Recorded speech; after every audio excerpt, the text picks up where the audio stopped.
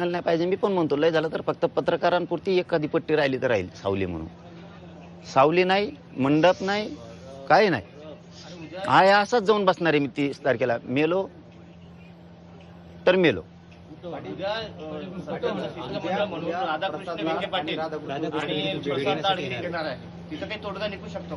मला नाही माहिती येणार आहेत नाही. 16 तारखेला सांगितलं होतं, 16 तारखेपासून वेळ दिलाय, 15 दिवस वेळ. हो,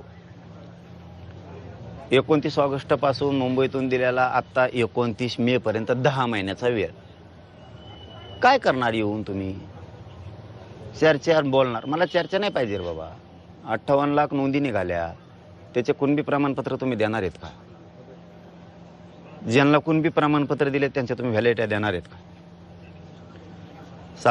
हैदराबाद गॅझेटियरचा तुम्ही JR काढलाय, ते प्रमाणपत्र देणार आहेत का? त्याच्या व्हॅलिडिटी तुम्ही देणार आहेत का? तुम्ही आरक्षण देताय म्हणजे नेमकं काय करताय? मराठ्यांची मतं मात्र तुम्हाला लागतील आणि मराठ्यांच्या लेकराला मात्र आरक्षण दिलं जात नाही. ही दुट्टप्पी भूमिका कोणची? तुम्हीच आमच्यावरती हल्ले करायचे आणि तुम्हीच आमच्यावरती 307चे गुन्हे दाखल करायचे. म्हणजे राज्यातले गुन्हे सुद्धा मागे घ्यायचे नाहीत. सामूहिक कट रचून तुमचे पोलिस येणार आणि आमच्यावर हल्ला करणार. त्यांच्यावरती 120 पोलिसांवरती लागून त्यांच्यावरती 307 व्हायला पाहिजे, तर आमच्या क्रॉस घेतल्या जात नव्हत्या. राज्यभर हे खोटे दाखल केलेले गुन्हे. तुम्ही 17 संस्थांचा JR काढू शकत नाहीये. 1 महिन्याचा वेळ मागितला, 10 महिने झाले.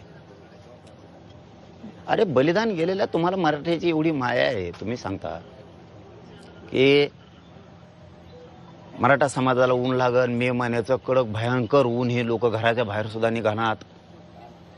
जीव जायला लागलेत उष्णतेमुळं, उन्हामुळं जीव जायला लागलाय लोकांचा, बळी चाललेत. मराठ्यांना विटीच धरू नका. एवढी माया आहे तरी तुम्हाला, तुम्ही बलिदान गेलेल्या कुटुंबाच्या लेकराच्या नोकऱ्या देणार. इतकी तर नीच आणि नालायक अवलदी जन्माला तुम्ही सत्तेत बसलात. कमीत कमी ती तुमची बहीण होती, ती तुमची आई आहे. मराठ्यांचं कुटुंब उघड्यावर पडलं यार, उन्हात पडलं ते. तुम्ही तिथं नाही वेळ देत. ही माझी समाजाविषयीची तळतळेन. मी ते समाजावर ते विश्वास कमवलाय. मी समाज सोडून नाही काय करत, मला नको पण काय.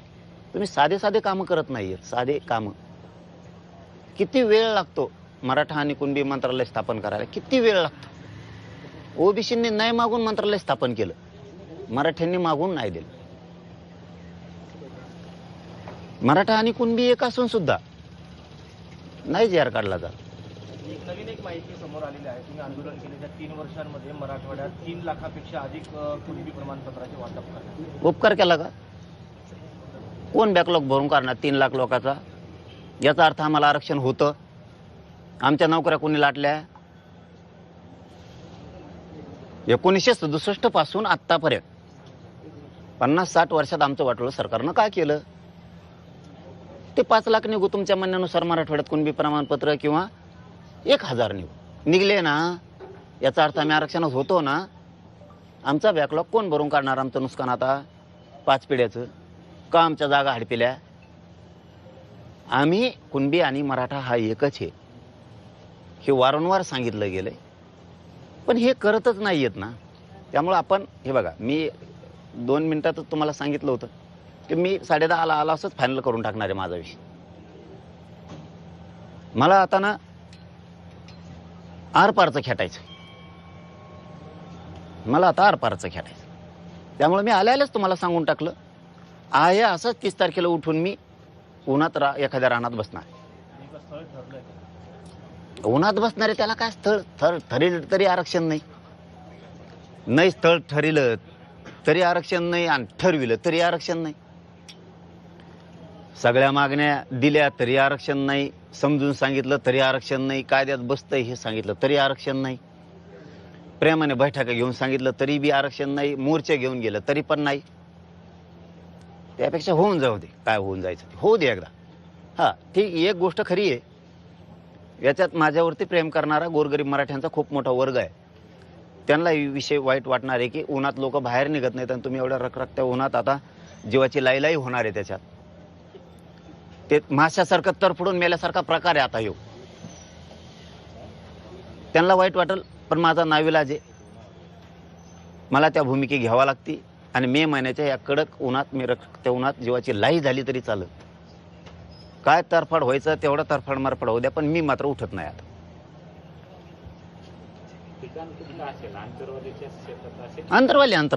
अंतरवालीच बाहेर नाही. प्रसाद लाडनंतर तुम्हाला कोणी सरकारकडून कोणी संपर्क केलेला आहे का? तुमचा संवाद झालाय का? केलाय, पण बोलून करता काय दादा? रिझल्ट काय? कृती काय केली तुम्ही? काय केलं तुम्ही? लावालाव्याच्या पलीकडे तुम्हाला काही आलंच नाही आयुष्यात तुमच्या. तुम्ही दुसरं काही केलंच नाही. लावालावी सोडून तुम्हाला काही आलंच नाही. ह्यो मराठा त्याच्या अंगावर घाल आणि त्यो मराठा त्याच्या अंगावर घाल आणि काम करणारे वेटीस धर.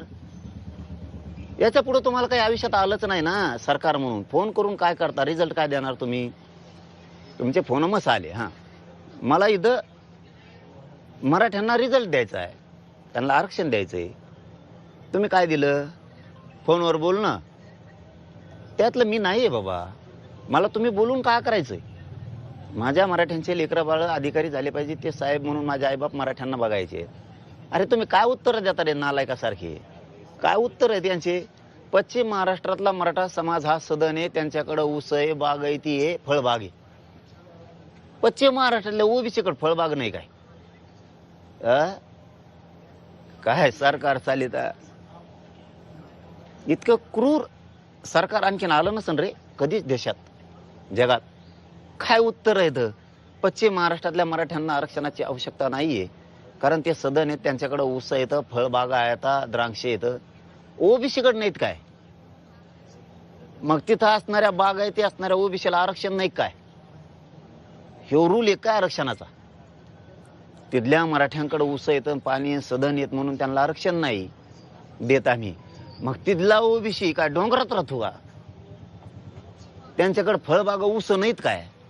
त्यांच्या पोरा नोकऱ्यातून आरक्षणातून नोकऱ्यात नाही काय गेली म्हणून मराठ्यांची जाऊ नये? विदर्भ मराठवाडा आम्हाला पाणी नाही, आरक्षण बी नाही. काय चूक केली राव आम्ही? अखंड महाराष्ट्राची एकजूट राहावा म्हणून मराठवाड्याला आरक्षण असून सुद्धा मराठवाडा आरक्षण सोडून अखंड महाराष्ट्रात सामील झाला. अरे नागपूरला तरी पश्चिम महाराष्ट्रात यांनी नागपूर करार केला. अरे आम्ही एवढा विश्वास टाकला या महाराष्ट्रावरती, या महाराष्ट्राच्या सरकारवरती, की विनाट आम्ही तुमच्याकडे आलो. कारण कुठं आपली एकजूट दिसावं, आपण अखंडपणा आपल्यात दिसला पाहिजे. तरी तुम्ही आम्हाला आरक्षण असून सुद्धा देत नाहीत. तुम्हाला लढाई खेटायचंच ना, त्याला विलाजच नाही. खेटू आपण 30 तारखेपासून खेटू. किती खेटायचं तुम्हाला? यांना लावायच्या पलीकडे काय नाही आलं बघा. यांच्या क्षमता नाही गोरगरिबांचे प्रश्न सोडवायची. जे सोडतायत ते मराठीकडे गेले नाही पाहिजे म्हणून त्या मंत्र्यांना टार्गेट केलं जातं. अजितदादा शिंदे साहेबाचे मंत्री टार्गेट का? ते गरिबाच्या समस्या जाणून घ्यायला येते म्हणून. तुम्हाला यायचं नाही. तुम्ही टाळ्या वाजणारे असल्यासारखे बंगल्याच्या आत बसता. तुम्हाला बाहेर यायचं नाही. तुम्हाला गोरगरिबाच्या शेतकऱ्याचे प्रश्न सोडायचे नाही. डिझेलचा एवढा उद्रेक चाललाय, तुम्हाला पंपावर येऊन बघायचं नाही काय हाल चाललेत. कोणाचं घर जळालं, त्याच्यात माणूस जळाला तर दवाखान्यात जाऊन तुम्हाला त्याला बघायचं नाही. एखादं पेशंट आजारी पडलं, अपघात असला, त्याचं ऑपरेशन असलं, तुमचा मुख्यमंत्री सहायता निधी लवकर लोकांना येत सुद्धा नाही. तुमचा पीएस सापडे 8 दिवस जाते, तोवर पेशंट मरत नाही तर सुट्टी होऊन घरी येतं. हे तुमचे काम. डिझेलला बघायला सुद्धा तुमचं कोणी जात नाही. ते लोकात येतात. मराठ्यांकडे कोणता मंत्री गेला नाही पाहिजे, नसता त्याला टार्गेट करा. असल्या तुमच्या भूमिका ही तुमची नीतिमत्ता. खरं बोला रे. माझ्यावर डाव टाकला होता यांनी. देवेंद्र फडणवीस साहेब 100% मराठ्यांना आरक्षण देते, पण जरांगे पाटलांना फक्त आवडत्याच मंत्र्यांना भेटायचं का? देवेंद्र फडणवीस साहेबाला भेटायचं नाही का? काढा बाईट त्यांची 16 तारखेची. ही यांची बाईट. मग शब्द काय गेला माझ्या गरीब मराठ्या